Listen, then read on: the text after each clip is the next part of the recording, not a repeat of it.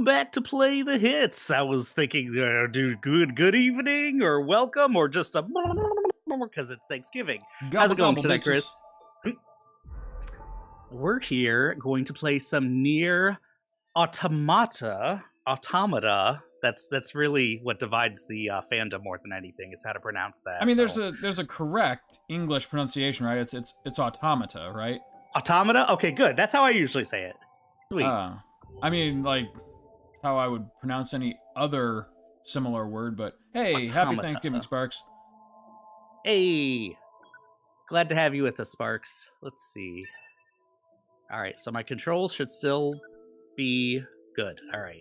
We're going to do chapter select, and I actually don't, there's not a traditional New Game Plus in this game. So I'm going to just go to the prologue.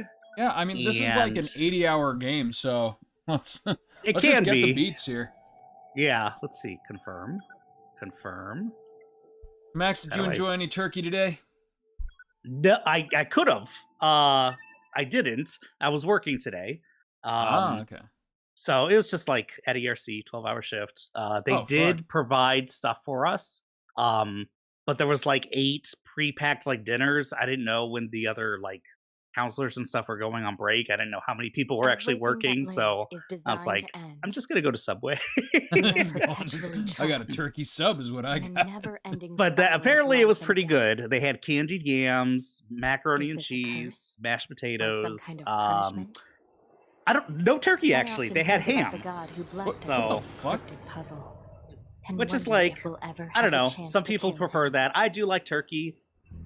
Sparks, if you make it right, 30 people, get the dark meat. Oh, this is command.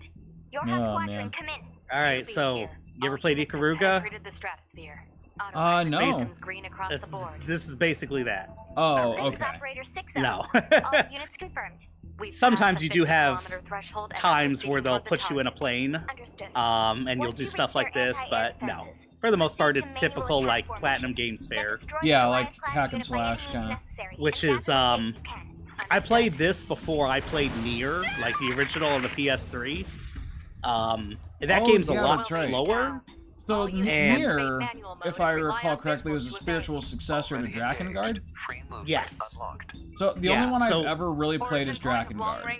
I've played, obviously, a little bit of this, and Cardinal Sin, I couldn't get super into it, but it's on my list of games that I've got to give another shot. Suck. I do suck. I've heard nothing but people say this is like amazing, one of the best games ever made. It is a great game. Awesome. One of my favorite soundtracks of all time, for sure. Okay. Like, I am one of those weirdos that likes, if you've ever listened or watched like Cirque du Soleil, it's, you know, that kind of stuff where it definitely goes for feeling otherworldly and just like mysterious. I feel ya. That's basically the soundtrack. It's like Cirque du Soleil. You know what I feel like this game could use a little more of, though? What's that? Just a little bit more blinding white bloom effects. Sorry. Oh, some salt with your turkey? Boom. Sparks loves Cirque du Soleil. Okay. Oh yeah, Cirque du Soleil's awesome. Well, I've never seen it. I haven't seen too much of it. I've actually listened to their the like soundtracks that they come out with more than I've seen. There was a soundtrack, Mystère, that was probably my favorite from them. It's really good. Okay. Yeah. Sounds cool. But yeah, this Drakengard was definitely like a Kessen game, like the stuff Koei Tecmo does, sort of. Yeah. It was a little bit more simplistic. I think you said you played Drakengard, right? I played like maybe half of it. So back when we still did video game rentals, yeah, I rented it in college, and it was PS2, right? Yeah, it's PS2. Yeah, PS2. Yep. Or maybe it was even high school. And I recall getting like what felt like maybe halfway, 3/4 of the way, and then someone else rented it and scratched the disc to hell. And so I never saw it again. I never saw it in stores. That was, you know what? I didn't necessarily care for the gameplay of that game, but it was mindless hack and slash, which I was cool with. And the story was really cool.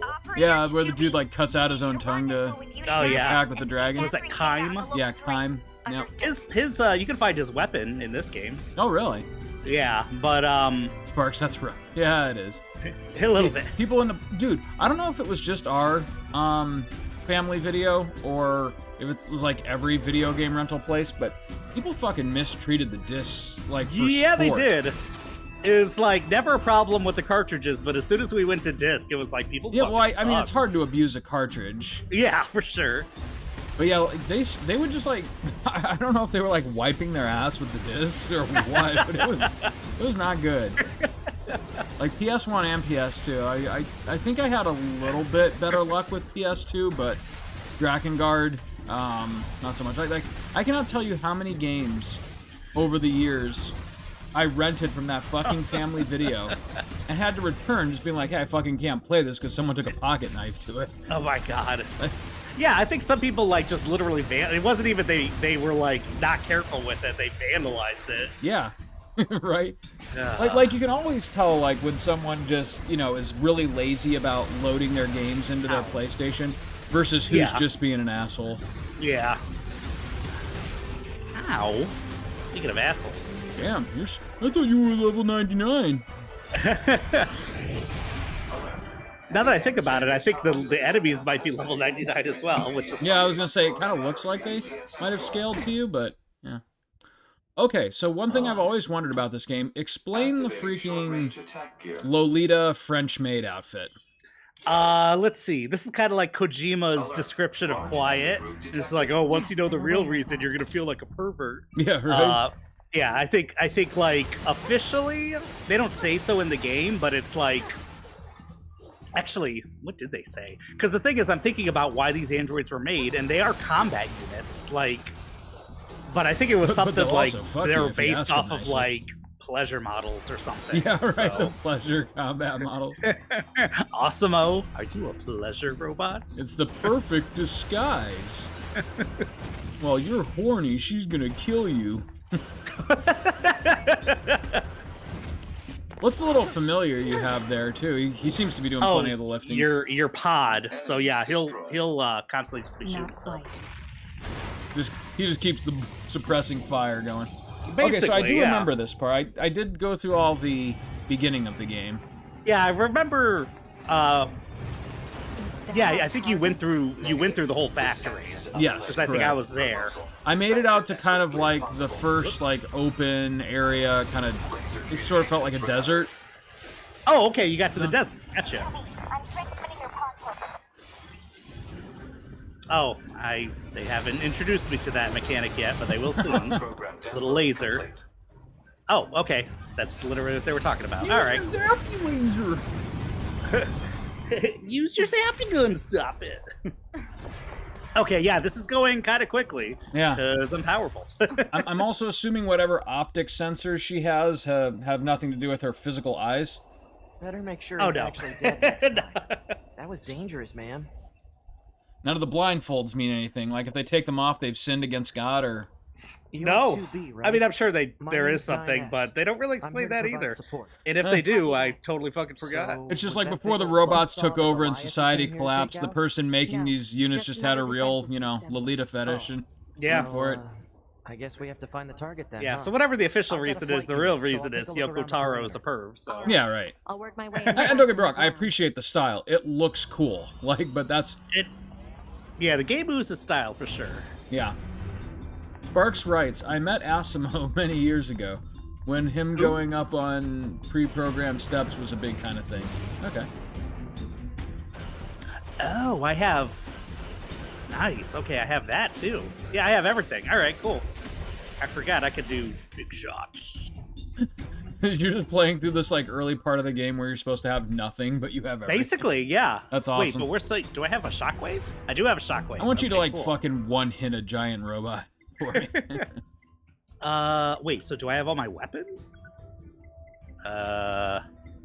Yep, I have all my weapons. Oh my God. Okay, you know what? I'm gonna play with what they give you at first in this part of the game. I'll mess with everything else later. But let's see. But man, holy shit! Platinum did such a good job with this game.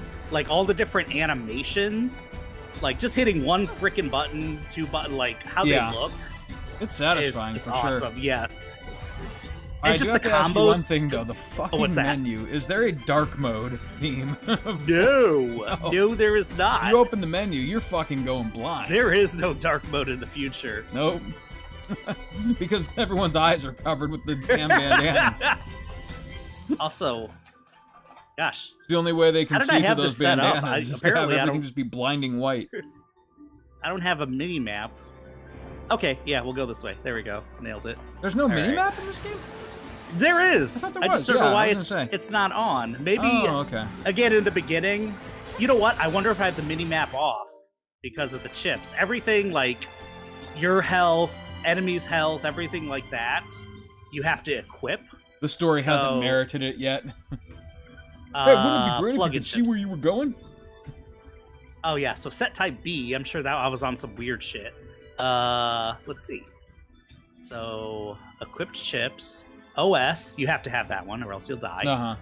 HP, the skill gauge, enemy data, text log, and damage values. Nope, no mini map. Okay. And that's. What do I have on A? A probably has. It'll probably come up organically then. All right, we're gonna equip. Hey, that's a little better. Because I think this is my. The type menu B got is a little my better offensive. there for a second. That's nice. Fuck you. Okay, HP enemy minimap. There we go. Hey, minimap, text log, save points. Yeah. Okay, this is the one to go through the story with.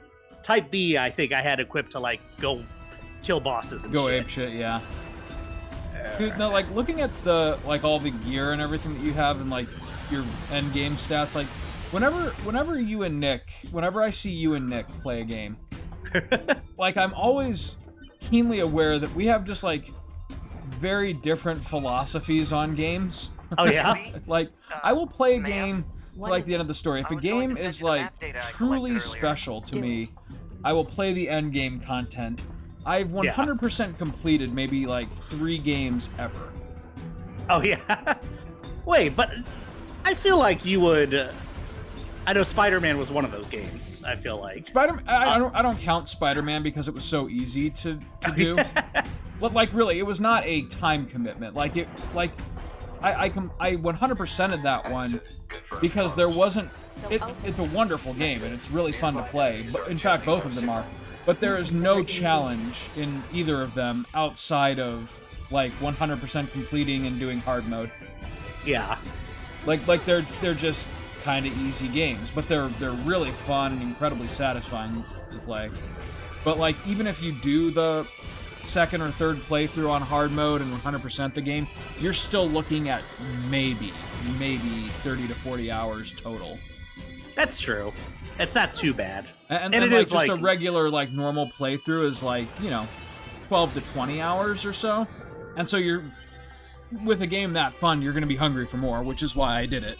Yeah. But, like, when I say, like, 100% completed certain games, I'm thinking The Witcher 3, Dragon Quest 11, and then like, a couple of the old ones that you can't really quantify, like FF9.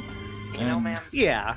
Well, like it was in the pre-achievement days, and so like what constitutes a 100% completion? I guess from that perspective, I've finger quotes 100% completed every Final Fantasy except for the ones I just don't care about, like 2 or something. I get you. Even like that these is easy to 100% because like it's just did you beat the optional bosses and did you get everybody's ultimate weapons? These days, yeah, with achievements, you're right. It's like if you complete all the achievements, you probably have done everything, pretty much everything important the game has to offer. Right. But like take the Pixel remasters, for instance, where, they're just the base games. They don't even have, like, the GBA optional content. Yeah. And so, like, they've really had to stretch for achievements in those games. It's like, open every treasure chest. Complete the bestiary. And, like, on the one hand, yeah, but on the other hand, who gives a shit? So yeah, but then I'm trying to think. Analysis. What was... Oh, Ghost of Tsushima. I 100%ed all achievements. Oh, yeah? I still haven't even played that game. And I hear so many good things, so you talk about gaming sins, I really gotta... increasingly, and I think I've said this before, but like the more distance we get from the PS4 generation, the more I have to give Ghost of Tsushima maybe my best game of the PS4. Yeah? I'm dead serious. Like, and this is a system that had Witcher 3, Dragon Quest 11. Yeah, seriously. It had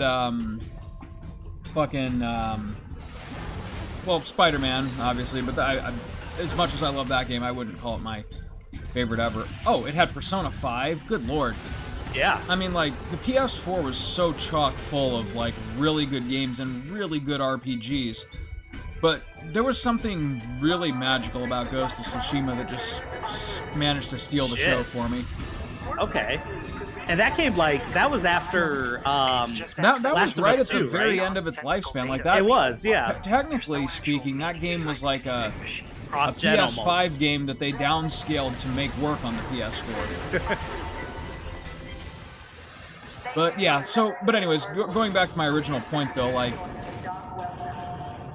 Even like some of my favorite games of all time, I always hit that point where like, okay, I'm ready to be done.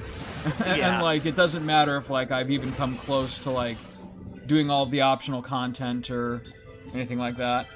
But I know you also have your games that you'll revisit a lot. Like, you're right. Like we all do. That's one thing that I do think I'm relatively unique in, is that a lot of people will like play a game into the ground and never touched again.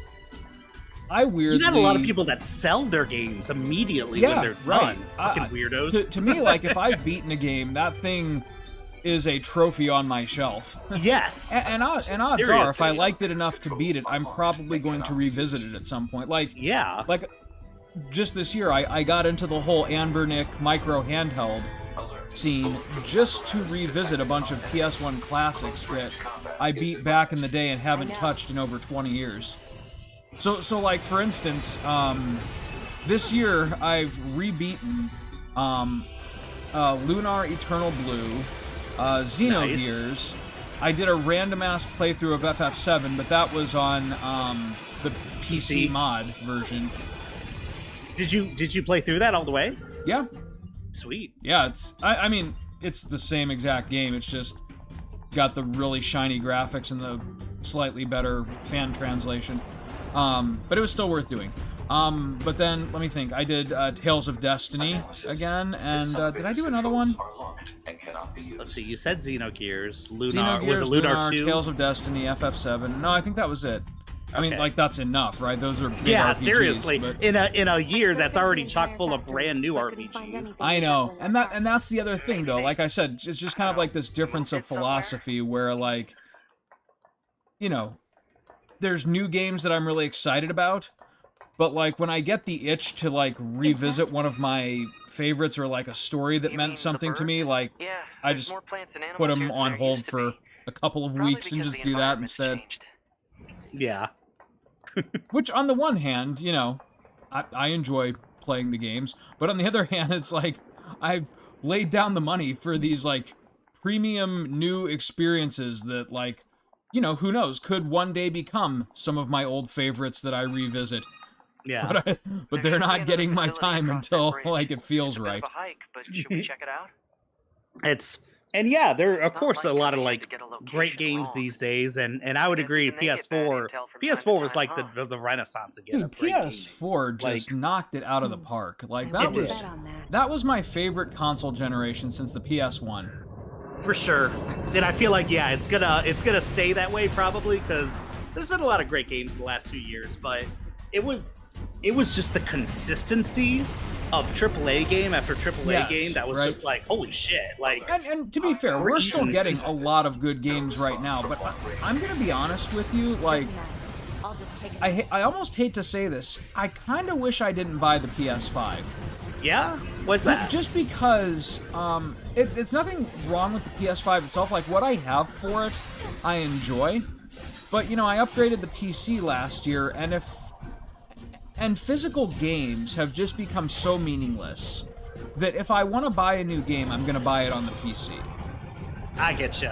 Especially, so like, I almost kind of have buyer's remorse that I got. And I guess the one big reason that I still probably would do it again if I had to is that I got like FF16 on its release date instead of I was about to to say, you got FF16 on its release date, you got 7 Rebirth on its release date, Spider-Man 2, like, but these are all so games I've still had to wait between, for. like games like that where it's like I must have it right when it comes out. Yeah, especially PS4 had more exclusives, and these days it seems like even Sony first-party stuff, they're gonna put it on the PC eventually. And like, you know, that we talked about this last time when we played Silent Hill 2. I really think the future of like Sony, Microsoft, and maybe, who knows, maybe even someday Nintendo's gaming setup is going to be just releasing on PC platforms and then just kind of having their own, you know, portable PC that you can take with you that can, you know, run whatever. You know, it's like the Nintendo brand Steam Deck and the Sony brand Steam Deck, and I think that's where games are going. Like, and I think it should. Like, if you want to make serious money from your games, then there is no point whatsoever in purposely limiting the audience that can purchase them. These days, yeah. Definitely. I think exclusives, they're kind of like from a bygone era. Right. And the companies kind of don't realize it yet. Right. I mean, I think the console makers kind of don't realize it yet. I think most it's Nintendo parties, more than anyone else that doesn't realize. I think Sony and definitely Microsoft is.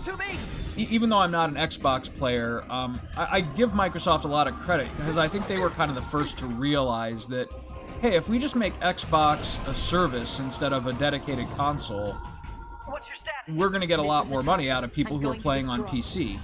Yeah. And Sony, I think, is waking up to that reality real quick because, like, all of their AAA exclusives, even if they're still timed exclusives, they're coming to the PC. Yeah. Nintendo is... I love Nintendo. I love Nintendo's properties. I should be clear on that. Like, you know, Zelda, Mario, Metroid. Who doesn't love those games? But they're super self-defeating in their... Not only their exclusivity, but in the way that they treat their fans, too. Like, I think if they had... I don't know. They're super protective of their IPs, and I get that. But, like, how much are they realistically making off of Super Metroid and Link to the Past right now? Oh my god, seriously. Probably, like, numbers that are comparable to, you know, our annual incomes maybe put together. Which is like... realistically, like, who is actually buying a standalone copy of one of those games from Nintendo? Maybe they're paying for the Nintendo Switch Online subscription service, but they're probably doing that so that they can play games online with their friends, right? It's like no one is saying like, hey, I really got a hankering to play Link to the Past. I better subscribe to Nintendo's monthly service so I can do it. They're just not doing love that it's there, but it really just seems like extra. Like, you're right. It feels like a fun extra. Yeah, right. They are driving sales with the like Animal Crossing DLC, Mario Kart 8, that stuff for sure. But the old games, no, they could like back in the Wii Shop, like they were selling those games for like $5, $8. I'm sure they were making a lot more money off of these games. That I understand. That could be like a legitimate argument, but where I was going with that is, you know that Nintendo is hyper aggressive right now in punishing people for having ROMs and creating emulators. And making, the creators, and, you know, for especially. the Nintendo Switch, I agree. I do think that if you've purchased a game, you have every right to back that up and play it however you like, because you exchange the money and that game now belongs to you. But that being said, like, you should... The Nintendo Switch is still a console that is actively for sale, and current-gen games are coming out for it. You shouldn't, be stealing those. That I will say is wrong, and it hurts the developer so that it makes it harder for them to make new games. So keep making the games you back like. To, Link to the Past or Super Metroid, Nintendo is hurting themselves by punishing people for, and I think it's and like to a lesser degree, but they remakes are punishing people for having those. Yeah. Like, okay, I was gonna say AM2R, but it's like, you had Samus Returns. That example really pisses me off. Like, AM2R is a brilliant fan game, and they didn't even charge for it. Just go. No. They had to shut it down. I think the argument with that is, they had the DS game, Samus Returns coming out. But think about all the other games that people are doing, like getting interest back in these old games. That's exactly right. Something like and Castlevania that's what I think Revamped Nintendo needs to wake up and see is that like people who are emulating the NES and the SNES, it's not hurting their business. If anything, it's making a new generation of fans. Yeah. Think if Nintendo, like Sega, instead of like just shutting down AM2R or something, they hired the guy. That would have been so great. Like, hey, work for, or like, I'm sure someone obviously is snatching that guy up. Oh yeah, someone like Inti Creates, or he has to be doing exactly what he did. Like, why wouldn't he be? Right. But yeah, he's obviously talented, having made the entirety of AM2R pretty much by himself. And AM2R should not have been the scandal that it was, because when their 3DS game did eventually come out, the only reason I can think that Nintendo would want to shut down AM2R because of the 3DS game is because AM2R was a lot better. Yeah. And don't get me wrong, I liked the 3DS game, but it was nowhere near as intricate and well put together as, AM2R was. And I think instead of punishing the guy for that, like you said, they should, make it into a PR thing at the very least, or hire him, put him on a team, because this guy clearly loves the Metroid property a lot and knows what makes it fun. Like, it is absolutely tied with Super Metroid for my favorite Metroid game. It is just so tight. It is. It's just and it looks amazing. It's But what's funny is that like I just put that on. I just discovered that there's a version of that game for Android, and so I put it on the Ambernick. Oh, that's awesome. It is awesome, and I'm hoping they eventually do it with iPhone as well, because like for instance, you use Android phones, you could absolutely put that game on your iPhone and or your Android phone and have it with you wherever you want. And that's really cool. But yeah, like, and it's funny because even though Nintendo finger quotes shut the project down, like people just picked it right back up, and it's easy to get right now. Like they didn't do anything except for like make people say like, "Wow, what a bunch of jerks!" Right, and that's what they always end up doing. Like, it's really unfortunate. Again, like I really think they're hurting themselves. Yeah, like, I absolutely get. Defending Super Mario Brothers Wonder and Metroid Dread from pirates. Those are games that are on store shelves right now. Yeah. Like, definitely do what you gotta do, but it helps not to, like, abuse your fan base. Yeah. And it's like, they're getting away with it because they're Nintendo, but think how much more they could be doing, and how much more money they could make for themselves and like, do more with their teams. Right. Absolutely. And honestly, like, I think they're going after the wrong guys. Like right now, the big scandal was they shut down the guy who did the Yuzu emulator, right? Yeah. That again, I get that the Switch is a current console, but at the same time, for every person who's, pirating the games and just getting them for free, there's also someone who just, purchased the games and wants to have them in a digital format that, is either more convenient or is going to outlast or allow them to, like, keep their Switch games packaged in their original packaging forever. And I get that. Like, it's also a collector's thing. Nintendo does not have a good track record of keeping these games preserved. They don't. In fact, they're the only company I can think of that does like what fucking Disney did back in the day, and it's like, hey, Mario 3D All-Stars, better buy it because it's on sale for 6 months and then it's going back into the vault. I know, it's going back into the Nintendo vault. But no, we're not allowed to. And then that's a really good example because of how egregious it was. Where it turned out that that game on the Nintendo Wii was just a poorly emulated version of the exact Super Nintendo one.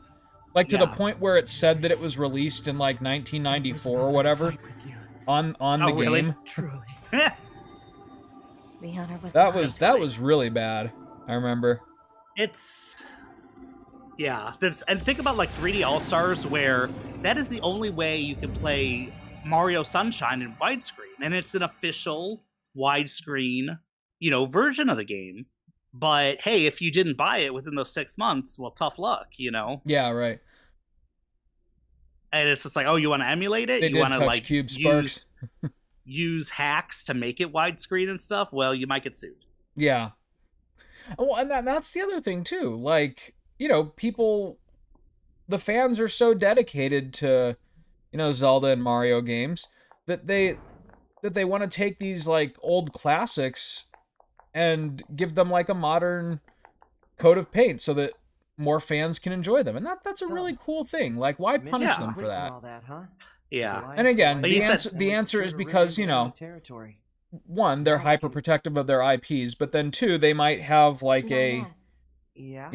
Thank you. It's 5-10 years down the road, they might also want to do the exact same thing and charge you $60 for the privilege. Oh, for sure. And it will, as younger blood kind of works their way up, but they're also super traditional Japanese company. Yeah. And I feel like the people like way at the top have a lot of power over like everything yes, they do. that the company is doing. And they're just like kind of set in their old ways of like, you gotta protect the IP. You got to protect the name, and I feel like they never really realized that the internet is a thing, and like public opinion, like people can galvanize very quickly around like an idea.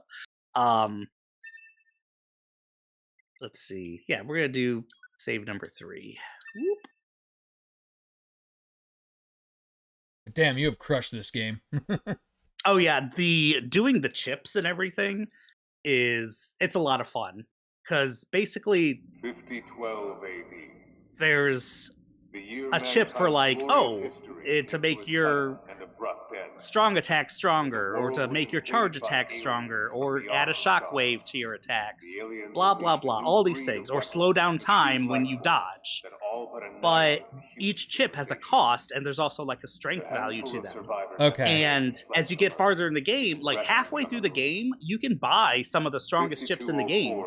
But the ones that you buy at stores, they're easy to get that way, obviously, but they cost the space that they take up in your like operating system is so much that you can only equip like 3 of them.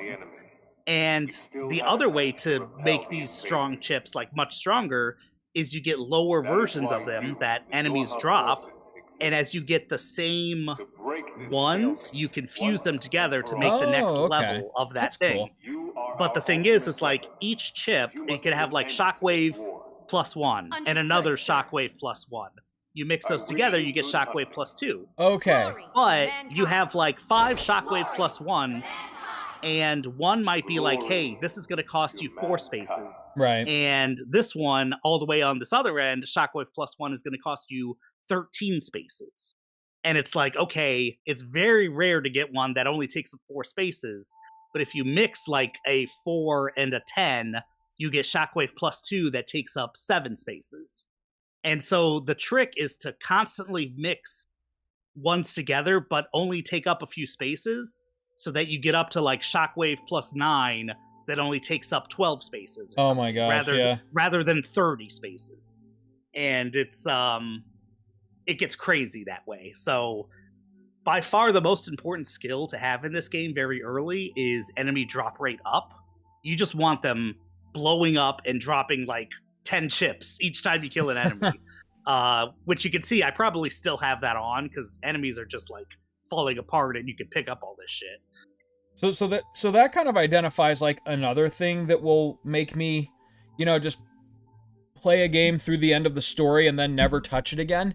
is like when a game has like really major like min-max kind of things that you need to tinker around with to like fight the optional bosses or like unlock a secret weapon or something like that. Like I'll go with it to a certain point, but like when I feel like I'm just, you know, mindlessly doing the same thing to try to like get items and make them a little bit more powerful over the course of several hours, like famously, the only Final Fantasy that I never played through like all the optional content in was 10, and because of how much like you had to grind for items to max out the sphere grid, like, and so I just never did that.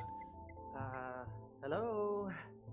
All right. Oh, and FF10, I feel like FF12 was kind of that way, but 10 was much more so. 12 didn't really have, but 12 didn't have a, you know, like customizable upgrade system. It was just get the license point, unlock the weapons, beat the monsters to get the weapons, and you're good. Like, it wasn't, you know, grind for this item over and over again so that you can max out Auron's HP or whatever, you know. It was, yeah. And then catching monsters, which ended up because you had to do the monster arena to get these things, to get the best weapons. I have to turn that on. Good. If things go wrong during FF10 was aside, and if we're not counting 11 or 14, 10 was the biggest grind. But it was like you were just talking about, like Nick and I love the grind if I enjoy the game enough. If it feels like a job, no, I'm not doing it. But yeah, if I like the game like this one or FF10, I will fucking grind it out. Like I will activate the TISM and I will just like keep fighting enemies and try to get the best drops. Okay, like, there's something in my lizard brain that does not allow me to do that. If I ever stumble across the game where like I want to grind, I will let you know so that you can play it right away. Okay. I mean, Vampire Survivors, it's not a grind. It really is just advancing the game. Yeah, but they definitely always do rewarding, something. They do a really good job of always having forward progression, which I feel like some games, don't worry. You know, every good game does that, but it's rare for games to just do it so well. Sparks laughed and activate the TISM. Like Hades is another one that does that extremely well. Yes. You know, Stop calling me ma'am. Just feels like, okay, I'm constantly getting stronger. I'm constantly getting better.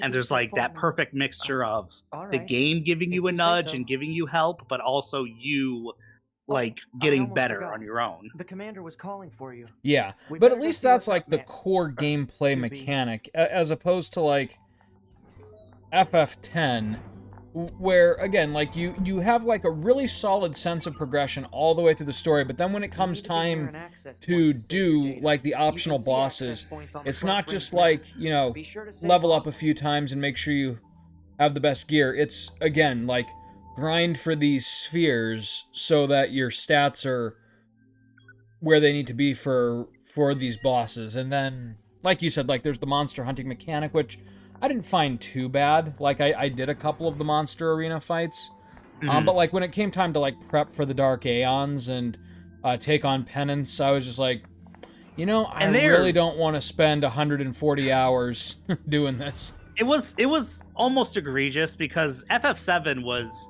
the first time you had super bosses, I feel like. Yeah. Like you had, what was it? FF5 had Omega Weapon. Omega and Shinryu. Yep. And they were hard. They were the hardest bosses of the game. They were, but like, it was also just about like knowing the strategy. Like, it helped to be like in the high 80s or something to take them on, but you know, that wasn't so much of a grind that it was like all-consuming. Ruby Weapon and Emerald Weapon was the first time that it was like, hey, you pretty much have to have this one materia, and you have to do like quad magic, and you have to have this setup. Like, there was definitely some freedom, but if you just the same things that you had to like beat Sephiroth and beat the game, you couldn't just do that for Emerald and Ruby. Like, but they were only like what 10 times stronger than Sephiroth. Then you had like fucking Penance, and he's literally like 1,000 times stronger than Jax and Sin. Right. And it's just like, yeah, you could beat the game if you're like your strongest attacks take 8,000 damage, but what you really should do is make sure that Yuna's little staff attack that typically takes 200 actually takes 100,000. Yep, that's same exactly as Orin's. right. Yep. Like it took the everyone can be a monster to the craziest extreme, you know. Yeah, and that's where it stops being fun for me generally. I get you. Yeah. For me, that's kind of like I enjoyed breaking the FF10 game. a lot, but like, yeah. But for whatever reason, 12 though. Well, I explained the reason, like why 12 is different. Like there is some like level grinding, but it's not hard to do. It's just like knowing the method to take out every enemy and like what gambits to set up and everything. So like Yasmat, I thought was actually a really fun challenge. Actually, I haven't tried him yet or beat him. I got to do that because I feel like I'm at a pretty good level. In people the Switch like version. People exaggerate about Yasmat a little bit. They're like, oh, it's a hours. It's a single boss fight and it can take like 10 hours. No, if you like the only part that takes a protracted amount of time is like his last, 20 or so % of health, where essentially like he starts making it so that you have to like turtle him. You have to equip a whole bunch of defensive gambits. You have to have like 2 people using reverse so that like the constant stream of damage that he is inflicting on you is actually healing you. Yeah. The thing is, FF12, I feel like I did not spend as much time on it as I did with 10. Yeah. But I also feel like someone like me, again, I could get a little too in the weeds of some things, and when it came to the gambits, from the very beginning of the game, if you had the money, you could buy a whole bunch of shit, like, right. And they gave you a ton of freedom of how to construct these gambits. And I felt like I spent a lot of time in the menus. Like, I didn't have to, I know, yeah. But I wanted to like keep experimenting and make like perfect gambit. I wanted the game to play itself a little bit, Yeah. Which when you get to a certain point, that's what you're doing. Oh, absolutely. You're like winding up your tin soldiers and watching them go. Yeah, but oh my god, like it wasn't on the style of FF10 for sure, but I think you still can get stuck in the menus if you want to, and I definitely did. I was just like, I gotta make this perfect, like. Right. The really funny thing is that, like, when I was a kid, it's just because, like, I never bothered to stop and read and figure out what I was doing. I completely didn't know that in FF6, what Magicite you had equipped even carried stat bonuses. Oh, neither did I.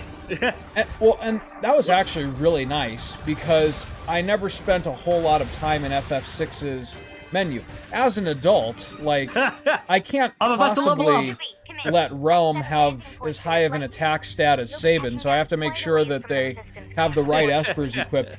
And it's like, why? Like, it's the easiest fucking Final Fantasy. It is.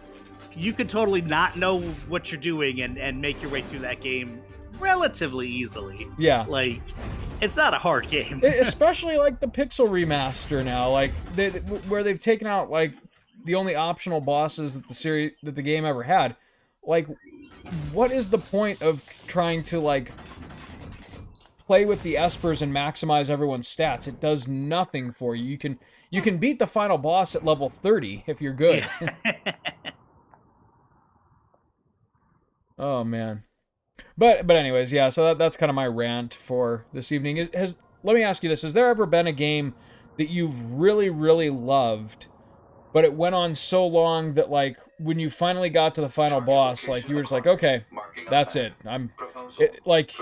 You even though you loved it, you were glad to be done with it. Yeah, it's like you had to, but at the same time, you were like ready for it to be done. Yes. Probably. Let me think about that for a second. Like, Persona was not that way. It's a long game, but I wanted it more. Persona 5, like, even though that game went for over 100 hours for me, like, I don't want to say, like, I wish there were more of it, but I was, like, satisfied. It was, like, a perfectly beefy experience. And so, like, when it was done, all I could think of was, like, wow, what a great game. Yeah. The example for me of that would be Dragon Quest VII. Because I really loved that game, but by the time the credits roll, it's like, oh, okay, it was starting to become a little bit of a slog. You know what it is for me? And it's not exactly like, okay, I'm ready for the game to be over. It's more like, oh, I'll actually never finish this game if I just keep doing the side quests. Because a lot of times if I like the game, I'm going to try to do every side quest and everything I can before I actually beat it. And it came to a point with The Witcher 3 that I was like, oh, I actually just have to beat this, don't I? I just got to finish this story. I did do a lot of the Witcher gear, the freaking I was trying to do like every single question mark and source of what is it? The story about power that too. Or something. Yeah. And when eventually I realized, okay, they do randomize where you find your oils, where you find your potions and stuff like that.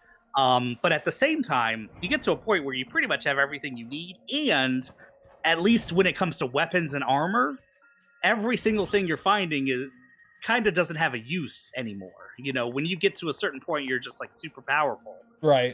Your level is high, and it's just like, okay, I got the Witcher gear and the best stuff for all of these things. As fun as it is, it's like, okay, I've done all the Witcher contracts and everything. Now I'm just like diving into finding someone's letter and diving into a lake to find the hidden treasure or something. Right, yeah. And it was like, it was, again, I love that game is so deep, has so much stuff you can do. I know, and like the rewards for the quests are just being in the world more and like getting to know characters. It's great. So I had to force myself. I'm not trying to dodge your question because it wasn't I'm ready for this to be over, but it's like I need to finish this or else I never will. So this is the resistance camp, huh? Well, yeah, so like with The Witcher 3, and like I'll compare this with Dragon Quest 7. So like The Witcher 3, I did kind of the opposite of what you talked about. Like I did plenty of optional like side stuff, but I never forgot about the main story. Like I would kind of like progress through story segments, and then like while I was in town, I would see what was close by. I'd do a few quests, and then I'd pick up the main story, and then do a few more side quests. So like it was never like I was checking off all the boxes, and then was just like, oh, I've got to really commit to the story now. But like after the main story concluded, like I still had a good amount of side quests left, so I just tore into those. I tore into the DLC. But I loved, like, every single minute of it so much that I had, like, a really bad experience, which was when I finally beat Blood and Wine, which was the last thing I did. I did go through all of the optional stuff, even, like, Gwent and everything, before doing the last story missions of Blood and Wine. And so, when I did that and, like, the credits rolled on it, like, I just had this big fucking empty map, and, like... You know, it was like walking around with nothing to do, and like people were like, "Oh, hey, girl," like shit, and it just felt like super empty. And it was like, oh man, this world that I spent over like 300 hours in suddenly just has nothing for me, and that was a bummer. But you know, it was also like, wow, what an incredible game with all this incredible stuff to do, and yeah, I really loved it. Dragon Quest VII though was like just doing the main story. Like going through the plot of that game, it feels like a ton of side quests, but they're not actually side quests. You must do them to progress the main story. And so, like, you're getting, like, all these subplots and side stories, some of which contribute a little bit to the main story, but it's, like, every, like, 10, 15 or so quests, they will, like, give you a droplet of the main story until the very end of the game when it all just, like, happens at once. And it's like, wow. Like, on the one hand, what a big, beautiful game with, like, lots of charming locations and, you know, it's Dragon Quest, so it's automatically going to be fun. But, like, the philosophy of the, like... It essentially took a 25-hour story and made it 120 hours. Yeah. Just through, like, padding and dialogue and, like, making you run from one end of the map to the other. And so, again, it was still Dragon Quest. It was still fun, but, like, when I beat the final boss, I was like, I'm not doing a lick of the optional, like, endgame stuff, because, like, I have just spent a ton of time in this world, and I saw what it had to give me. Yeah. I know I've had games like that, where it's just like, okay. Like especially... we're all set here. Yeah. games like that where they artificially like pad it out a little bit, you know? Mm-hmm. And it's hard for a game to do that to me because, again, even if a game kind of forces it, if I like it, I'm cool with it. Like, what was it? Yakuza Like a Dragon?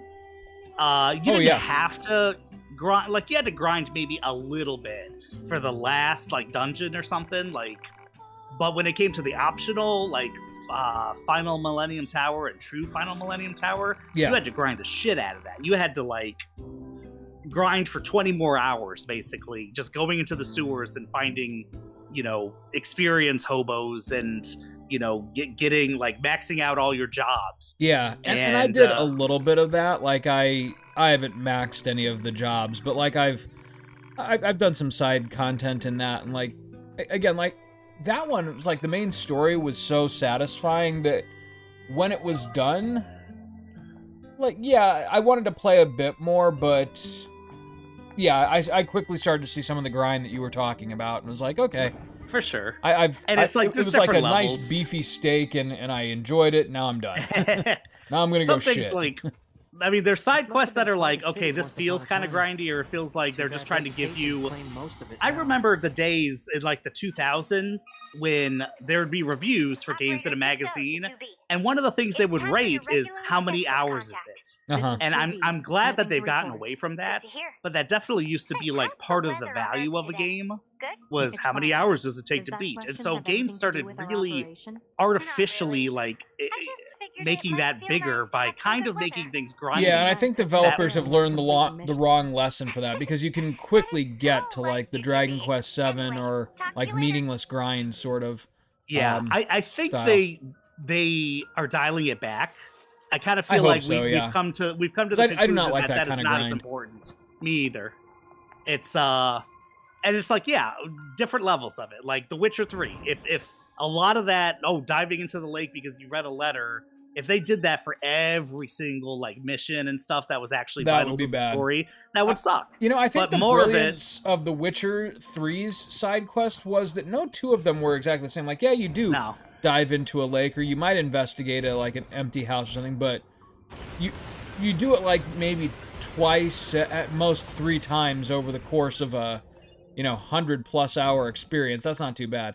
Yeah, by the way, as far as, like, Sparks writes, did I hear you just say experience hobos? Yes. Yes. You have to farm experience hobos in the sewers in Yakuza. What were they called? Something vagrants? Yeah. I can't not wealthy vagrant. I know what you're talking about. But it was something like wealthy. But yeah, the hobos with the cheetah print togas. Yep.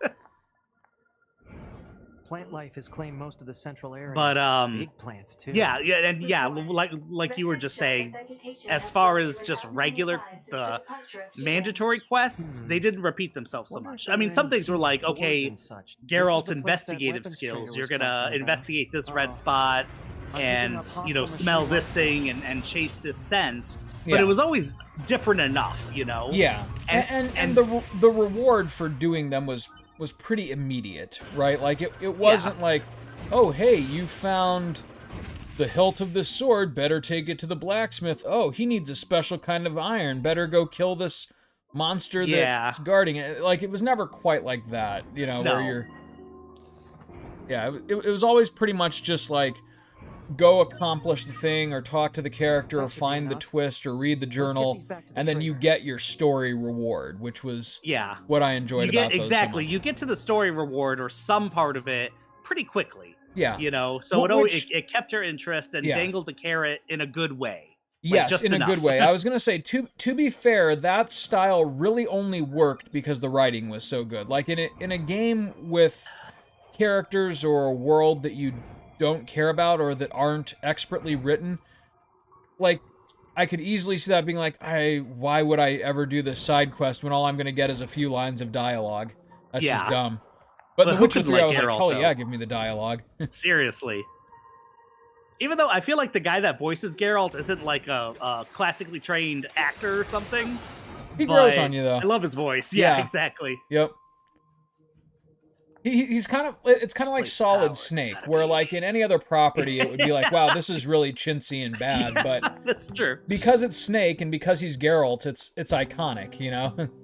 You're talking about see, now I get Metal Gear confused because it's like, did Kiefer Sutherland ever play Solid Snake, or was he always? He played a variant of Big Boss in Metal Gear Solid 5, and they only chose him because, like, when Konami was starting to go down its, villain arc, they started some beef with David Hayter, and so they kicked him out and hired Kiefer Sutherland. Interesting, okay. And Kiefer was coming into this, like, he knew Metal Gear Solid was a big franchise or whatever, but he had no idea who he was replacing or what that was about. And, like, why fans would be so averse to it. Whoops. All right, I think, just because I gotta work early tomorrow, you gotta work. It's gonna be a next time on Play the Hits. Oh, yeah. I think in between episodes, Whoops. I really don't want to kill the people here. I really don't want to kill the people here. In between, I keep hitting Y, because thinking that's like my menu, because I'm playing Persona 5 Royal right now. Oh, yes. But yeah, in the meantime, I'll remember what I like having equipped, which I think was actually the Ancient Overlord, because you have critical plus, and so a lot of critical hits is great. But yeah, next time I play the hits, I guess we're probably going to the desert and fighting Adam and Eve. Sweet. And that will be the exact point in this game, which is where I've gotten to, so everything will be new for me after that. Sweet. All right, I'll see you next time, man. Later. Good night, Sparks. Night, Sparks.